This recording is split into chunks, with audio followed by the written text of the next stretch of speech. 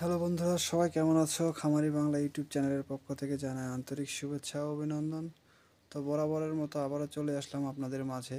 তো মাঝখানে আমার কিছু সমস্যা ছিল, যার কারণে আমি ভিডিওগুলো কন্টিনিউ করতে পারি নাই। তো আবারও আসলাম আপনাদের মাঝে ভিডিওগুলো নিয়ে। তো আসলে আজকে দেখাবো আমার যেহেতু আজকে আমার বাচ্চা আসবে, বাচ্চাগুলো আপনাদের কীভাবে বোর্ডিং করতে হয় সেগুলো দেখানো হবে।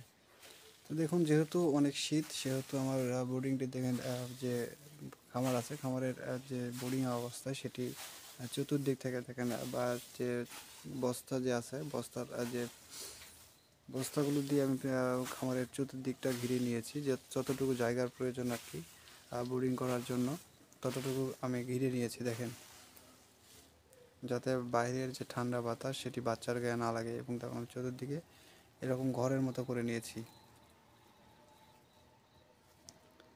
এবং দেখেন আমার বাচ্চা রাখার জন্য যে বুডারের প্রয়োজন সেটি আমি অলরেডি করে দিয়েছি। যেহেতু আমার বাচ্চা আজকে সকালে আসবে সেহেতু আমি একটু আগে থেকে রেডি করে রেখেছি।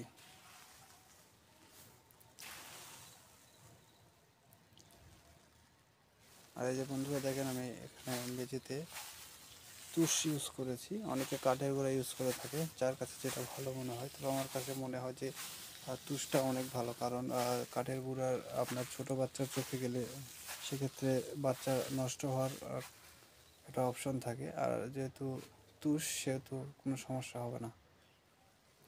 তো আপনাদের যেটা ভালো আপনারা সেটা মনে হয় সেটা ইউজ করবেন। দেখেন, আমি যেহেতু আমার 1200 বাচ্চা আসবে, আমি 3টা বুডার করে নিয়েছি। প্রত্যেকটি বুডারে 400 করে বাচ্চা রাখবো। এবং দেখেন হিট দেওয়ার জন্য দেখেন আমি উপরে যে হপার আছে, হপারে 4টি করে বাল্ব ইউজ করেছি। 400 ওয়াট, টোটালি 1200 ওয়াট বাল্ব চলবে।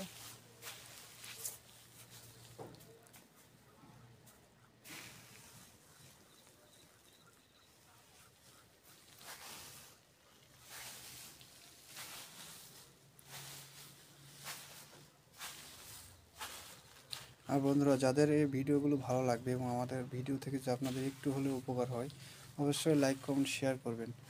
আপনারা কমেন্ট করলে কি হয়, আমার ভিডিও করার আগ্রহ সৃষ্টি হয়।